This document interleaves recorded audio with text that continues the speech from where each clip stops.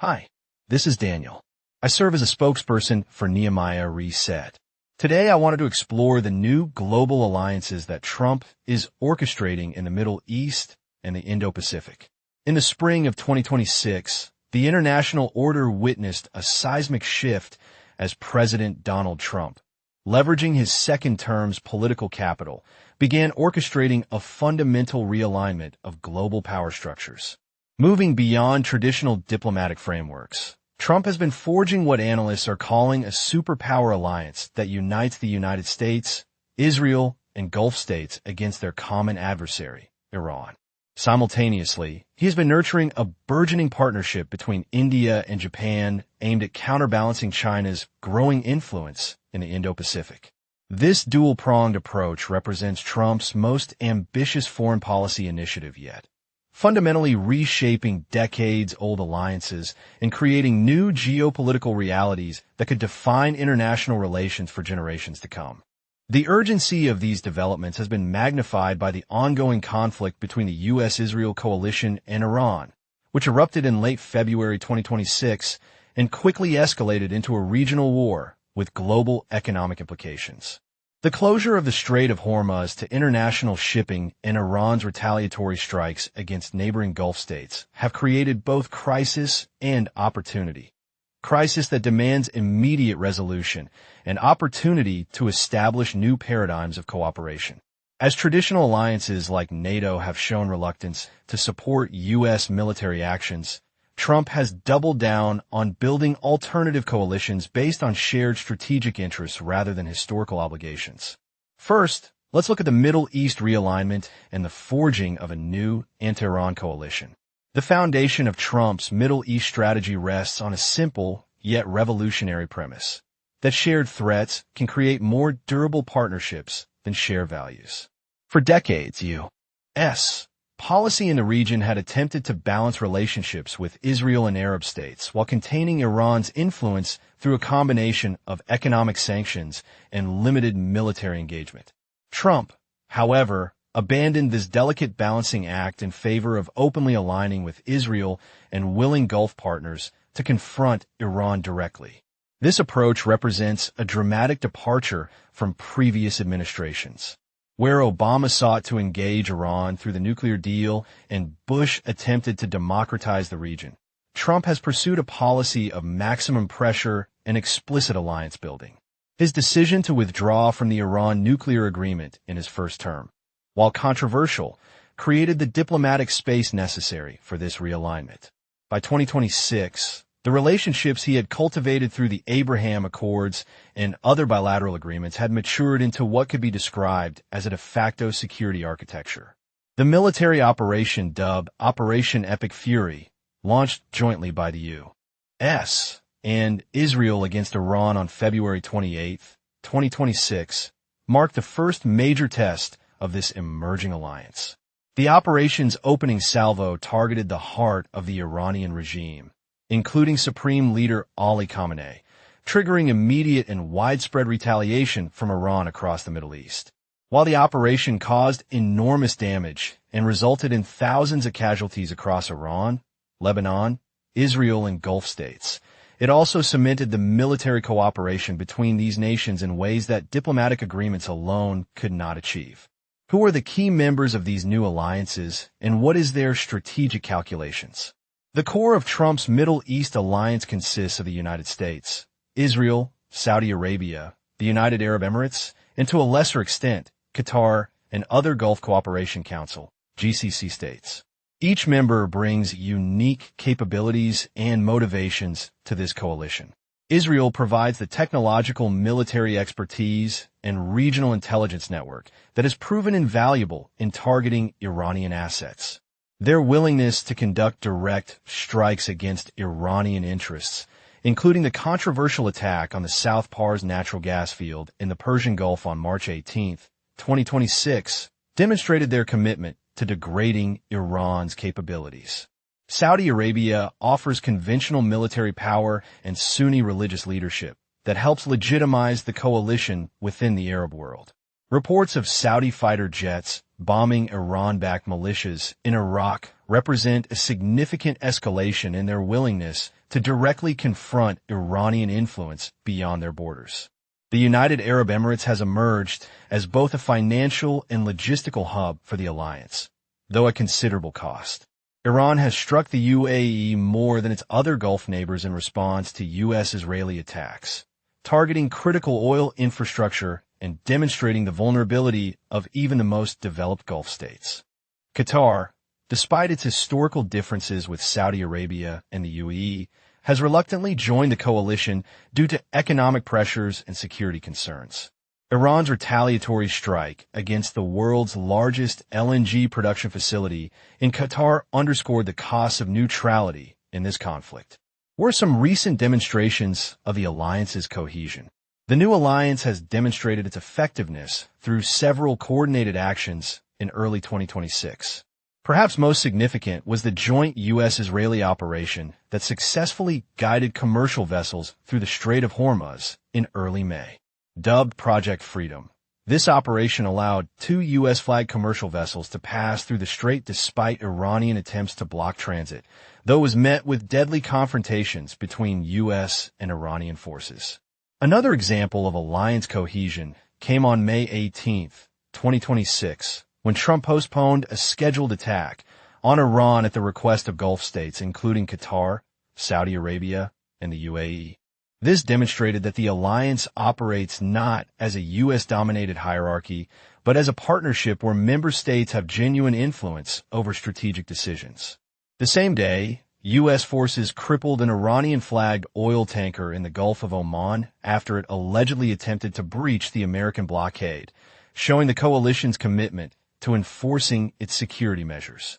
The economic dimension of the alliance has also been evident, as Iran attempted to selectively approve transit through the Strait of Hormuz, allowing some ships through based on negotiations or hefty tolls. The alliance worked to maintain alternative supply routes and reduce global dependence on Iranian-controlled energy channels. This economic warfare component has proven as important as the military operations in pressuring Iran. Next, let's look at the Indo-Pacific pivot, which is fostering India-Japan cooperation against China. While the Middle East alliance has taken center stage due to the ongoing conflict, Trump's parallel effort to foster closer cooperation between India and Japan represents an equally significant geopolitical development. Recognizing China's growing economic and military power, Trump has sought to create a counterweight that doesn't rely solely on U.S. military presence, but rather empowers regional powers to check Chinese expansionism. The strategic logic behind this partnership is straightforward. India brings demographic weight, economic potential, and geographic position that makes it a natural counterbalance to China. Japan offers technological sophistication, naval capabilities, and financial resources to support regional security architecture. Together, they form the core of what Trump hopes will become an Indo-Pacific NATO that can maintain regional stability without constant U.S. intervention. This initiative builds on earlier frameworks like the Quad, U.S., Japan, India, Australia, but goes further by encouraging direct bilateral security and economic cooperation between India and Japan. Trump's approach has been to reduce historical frictions between these nations while highlighting their shared concerns about Chinese maritime expansion, debt trap diplomacy, and technological espionage. What are some of the concrete steps that have been taken to enhance cooperation? First, defense cooperation has accelerated, with joint naval exercises in the Indian Ocean increasing in frequency and complexity. These exercises now focus specifically on anti-submarine warfare and freedom of navigation operations in disputed waters. Secondly, technology sharing agreements have been signed, particularly in areas of artificial intelligence, quantum computing, and semiconductor manufacturing, all fields where both countries seek to reduce dependence on Chinese supply chains. Third, infrastructure projects have been coordinated to offer alternatives to China's Belt and Road Initiative, with Japanese financing supporting Indian-led port developments in South and Southeast Asia.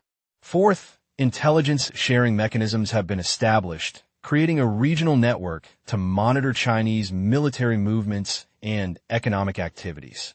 Perhaps most significantly, India and Japan have begun discussions about a joint development program for next-generation fighter aircraft and naval vessels, representing a deepening of their defense industrial cooperation beyond simple procurement relationships.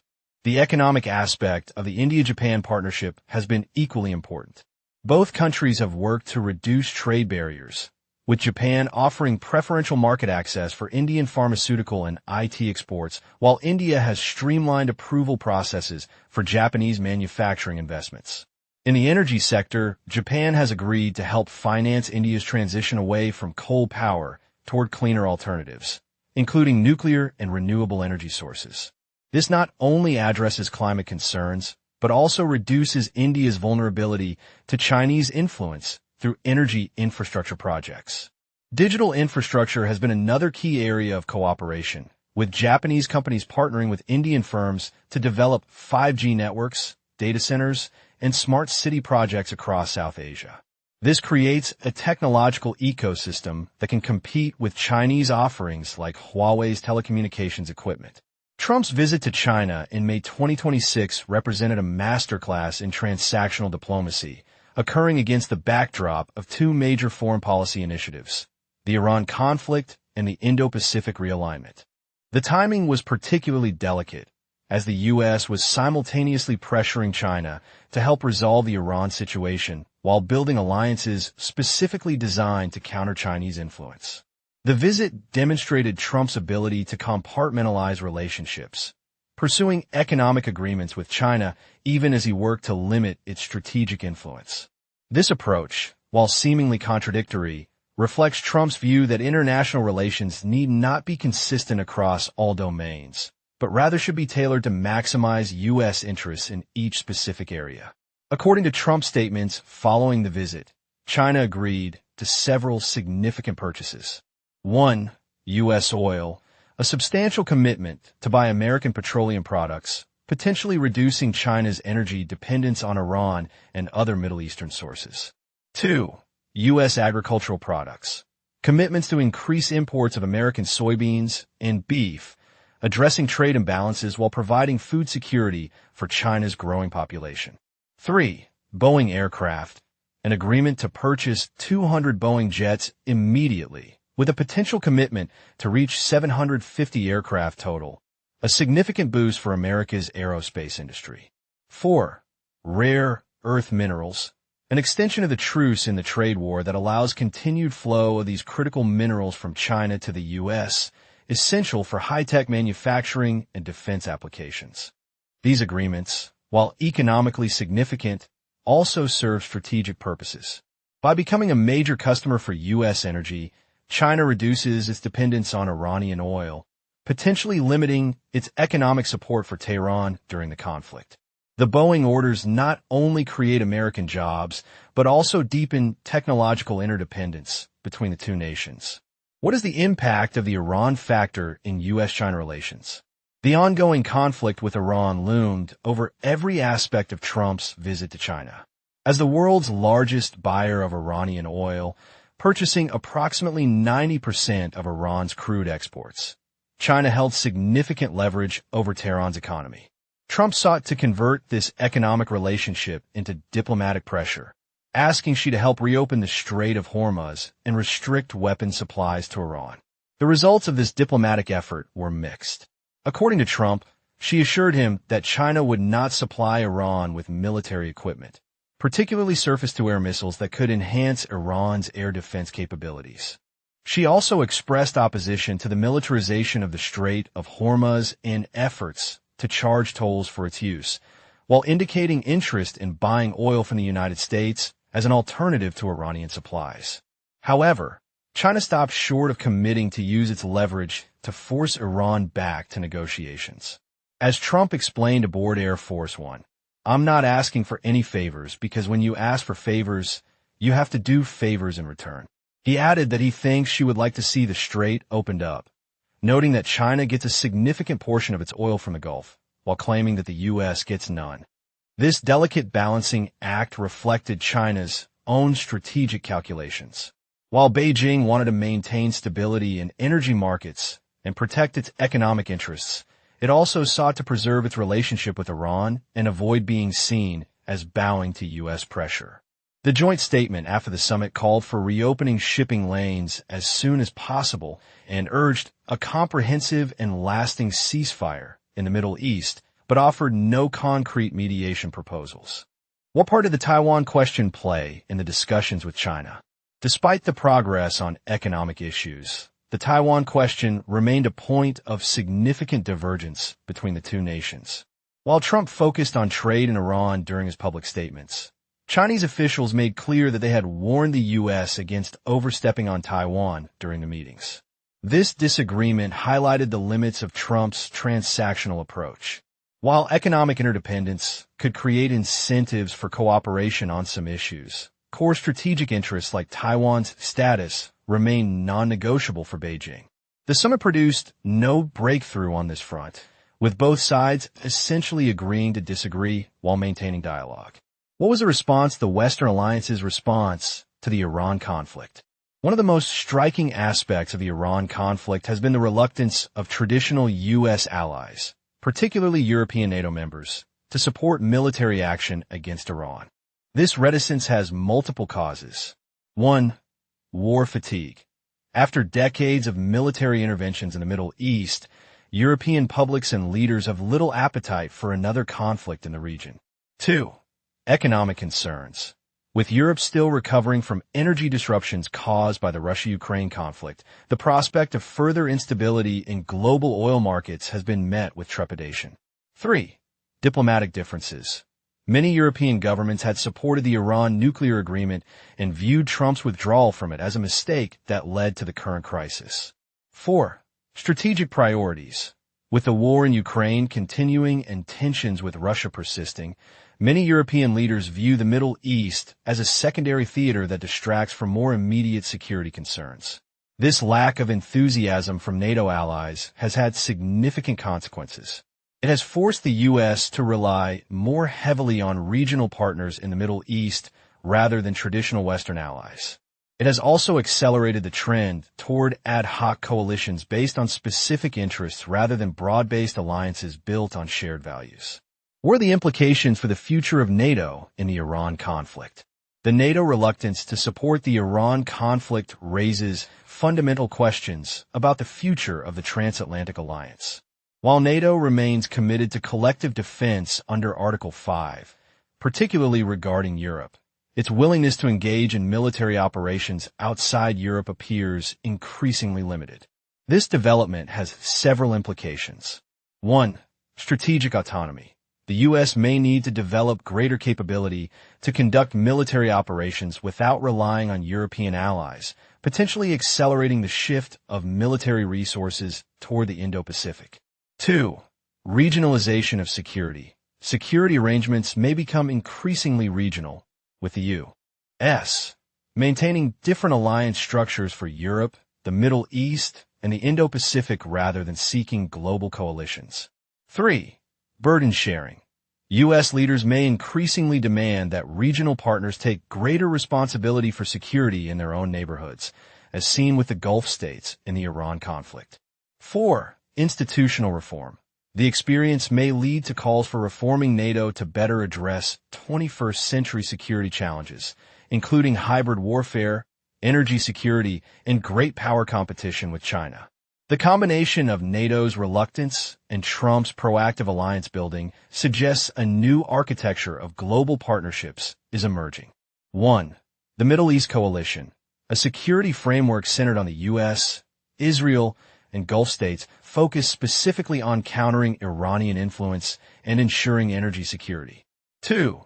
The Indo-Pacific Partnership, a network of relationships with Japan, India, Australia, and other regional powers designed to maintain freedom of navigation and counter Chinese expansionism. 3. The European Relationship, a more narrowly focused transatlantic partnership centered on European security and economic cooperation rather than global leadership. 4. The China Connection, a pragmatic relationship with China that combines competition in some areas with cooperation in others, particularly on economic issues and regional stability. This new architecture reflects Trump's preference for flexible, issue-based partnerships over rigid, ideological alliances. It also represents a shift away from the post-Cold War model of U.S.-led global institutions toward a more multipolar world where different regions have their own security arrangements. Despite the progress made in 2026, Trump's new alliance architecture faces several significant challenges. A. Domestic political constraints. In both the U.S. and partner countries, political opposition could limit the durability of these arrangements. In the U.S., congressional Democrats have criticized Trump's confrontational approach to Iran and China, while in Gulf states, there are concerns about being drawn into direct conflict with Iran. B. Economic pressures. The global economy remains fragile following the pandemic and energy disruptions. The costs of maintaining military readiness and supporting allies could become politically unsustainable if economic conditions worsen. C. Strategic miscalculations. The complex web of relationships could lead to unintended consequences if actions in one region trigger reactions in another. For example, escalation with Iran could affect China's calculations regarding Taiwan, or vice versa. D. Leadership transitions. Many of these arrangements depend heavily on personal relationships between Trump and other world leaders. Future leadership changes in any of the participating countries could disrupt these partnerships. E. Asymmetric interests. While all members of these alliances share certain concerns, their specific interests and red lines may not always align. Managing these differences will require careful diplomatic management. Despite these challenges, the new alliance architecture presents significant opportunities. A. Greater efficiency. By focusing on specific threats and interests rather than broad ideological commitments, these partnerships may prove more nimble and effective than traditional alliances. B. Regional ownership. Encouraging regional powers to take greater responsibility for their security could reduce the burden on U.S. resources while still advancing American interests. C. Economic integration. Linking security cooperation to economic partnerships, such as energy deals between the U.S. and China or technology sharing between India and Japan, creates multiple incentives for cooperation. D. Flexibility. The more fluid nature of these arrangements allows for adaptation to changing circumstances without the institutional constraints that sometimes limit traditional alliances. E. Deterrence value. The demonstration of resolve in the Middle East and Indo-Pacific may deter potential adversaries from testing you. S. Commitments in these regions. What are some of the near-term prospects, i.e. 2026 to 2027? In the immediate future, we can expect several developments. A. Consolidation of the Iran coalition. The ongoing conflict will likely lead to deeper military and intelligence cooperation among the U.S., Israel, and Gulf states, potentially formalizing into a more structured security arrangement. B. Expansion of India-Japan cooperation. The partnership between these two democratic powers will likely deepen through additional joint exercises, technology sharing agreements, and coordinated diplomatic initiatives. C. Continued U.S.-China economic engagement. Despite strategic competition, economic interdependence will likely continue to create opportunities for cooperation on specific issues like climate change, nuclear non-proliferation, and financial stability. D. NATO redefinition. The alliance will likely engage in a period of self-examination about its purpose and priorities, potentially leading to reforms that recognize the changing security environment. What are the medium-term possibilities, i.e. years 2027 to 2030? Looking further ahead, several scenarios are possible. Scenario 1. Successful containment. If Trump's approach proves successful, we might see Iran's regional influence significantly curtailed, China's expansion moderated through a combination of pressure and incentives, and a stable balance of power emerge in both the Middle East and Indo-Pacific. In this scenario, the new alliance architecture would be validated and potentially expanded to address other challenges like climate change and pandemics. This scenario would likely lead to a period of relative stability, with clear red lines established between competing powers and mechanisms for managing disagreements before they escalate into conflict. Scenario 2. Fragmentation and competition. If Trump's approach fails to achieve its objectives, we might see increasing fragmentation in the international system. Iran could emerge from the conflict with its revolutionary ideology strengthened, potentially leading to renewed proxy conflicts across the Middle East. China might interpret U.S. withdrawal from certain regions as an opportunity to expand its influence, particularly in Southeast Asia and Africa. In this scenario, the new alliance architecture could collapse into competing blocs, increasing the risk of miscalculation and confrontation. Scenario 3. Hybrid adaptation. The most likely scenario may be a hybrid of these extremes, where some elements of Trump's approach prove successful while others fail. The Middle East coalition might effectively contain Iranian influence but struggle to address broader regional challenges. The Indo-Pacific Partnership might successfully deter Chinese expansionism but fail to resolve underlying economic tensions. In this scenario, the international system would evolve toward a more complex set of relationships that blend elements of competition and cooperation across different domains. What are some of the long-term strategic implications, i.e. years 2030 and beyond? Looking toward the end of the decade, several long-term implications of Trump's alliance strategy become apparent. Institutionalization of regional security arrangements. The ad hoc coalitions formed during Trump's second term may evolve into more permanent institutional structures, potentially including formal security pacts with shared command structures and standardized equipment. Economic decoupling in strategic sectors. The emphasis on security-driven economic relationships may accelerate the bifurcation of global supply chains, particularly in technology, energy, and defense industries. Redefinition of American leadership. The U.S. may transition from being the primary security provider in multiple regions to a more selective role focused on balancing power and enabling regional partners to assume greater responsibility. Evolution of great power competition. The relationship between the U.S. and China may settle into a pattern of managed competition, with clear spheres of influence and mechanisms for crisis management rather than outright confrontation or cooperation. Transformation of international institutions. Existing global institutions like the UN Security Council and international financial institutions may lose relevance as alternative regional structures emerge to address security and economic challenges. In conclusion, how do we assess Trump's alliance strategy? President Donald Trump's effort to forge new alliances in the Middle East and Indo-Pacific represents one of the most significant attempts to reshape the international order since the end of the Cold War. By prioritizing shared threats over shared values and building partnerships based on specific strategic interests rather than broad ideological commitments, Trump has challenged decades of conventional wisdom about how American power should be projected and organized. The early results of this approach have been mixed. In the Middle East, the U.S.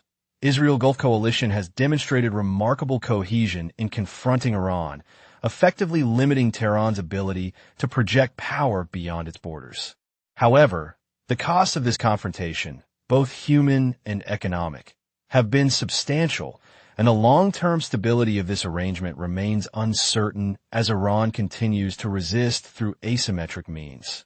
In the Indo-Pacific, the budding partnership between India and Japan shows promise as a counterweight to Chinese expansionism, though it remains in early stages of development. The economic dimensions of this relationship have progressed more rapidly than security cooperation, suggesting that economic interdependence may be the foundation upon which deeper security ties are built. Trump's engagement with China during his May 2026 visit demonstrated both the potential and limitations of his transactional approach to diplomacy. While securing significant economic agreements that benefit American workers and create interdependence, he made limited progress on core strategic issues like Iran's nuclear program and Taiwan security. This mixed outcome highlights the inherent tension between seeking economic cooperation while simultaneously building alliances to contain Chinese influence. Perhaps most significantly, the reluctance of traditional NATO allies to support U.S. actions in the Middle East has accelerated the trend toward regionalization of security arrangements. This development reflects a broader shift in the international system away from universal institutions toward more specialized partnerships tailored to specific challenges and regions. As we look to the future, Trump's alliance strategy will likely be judged not by its ideological coherence, but by its effectiveness in advancing American interests and maintaining international stability. If successful, it could mark the beginning of a new era in international relations, one defined by flexible, interest-based partnerships rather than rigid, ideological blocs. If unsuccessful, it could lead to a more fragmented and dangerous international environment, with miscalculation and conflict becoming more likely. Regardless of the ultimate outcome, Trump's attempt to forge these new alliances has already changed the conversation about how America should engage with the world. By challenging long-held assumptions about the nature of international partnerships, he has opened space for new thinking about how the United States can protect its interests and promote its values in a rapidly changing global environment. This legacy, regardless of one's assessment of his specific policies, may prove to be his most significant contribution to the ongoing evolution of American foreign policy. The world that emerges from these transformations will be neither the unipolar moment of the 1990s nor the multipolar competition of the early 21st century, but something different altogether, a networked system of overlapping alliances and partnerships where power is both more concentrated and more diffuse than ever before.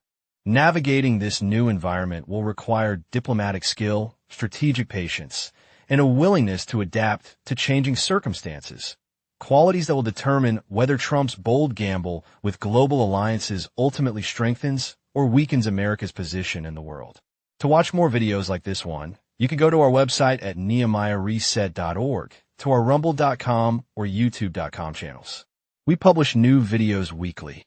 You can also sign up to receive our weekly new video list by going to nehemiahreset.org/email and sign up for our weekly newsletter. To help our channel, please like and subscribe so that more people can see these important videos. Thanks for watching and have a great day. Are you looking for a limitless supply of insightful reads to expand your mind and transform your life?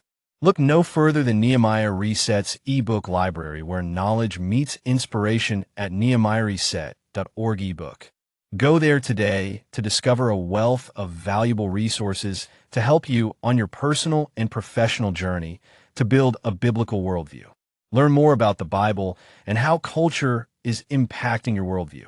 Again, the ebook library is located at nehemiahreset.org ebook. Hope to see you soon. My name is Daniel. I am one of the spokespersons for Nehemiah Reset. The prior video was sponsored by Nehemiah Reset, a 501c3. Our mission is to assist Christians in developing a biblical worldview as it pertains to relevant cultural and biblical issues. We seek to inform Christ's followers, equip them, and mobilize them in action to vote for their biblical values and actively engage in our We are also committed to help Christians and non-believers to develop a better biblical view. Nehemiah Reset produces videos and ebooks to assist members of the church in developing a biblical worldview when it comes to cultural issues. We produce videos on key topics like public school indoctrination, the woke agenda, sex education, equity and inclusion, climate change, immigration, religious freedom, and much, much more. To learn more about Nehemiah Reset or to watch our latest videos, go to our website at nehemiahreset.org or our rumble.com channel. We produce 2 to 3 videos every week. To get a weekly list of our latest videos, sign up for our weekly newsletter by going to nehemiahreset.org/email and subscribe. You can support our website by liking our videos, subscribing to our channels, or helping us reach more people through tax-exempt donations. Thanks for your help in growing God's kingdom and bringing more people to Christ. Thank you for your support and help. Come back again soon. Have a great day.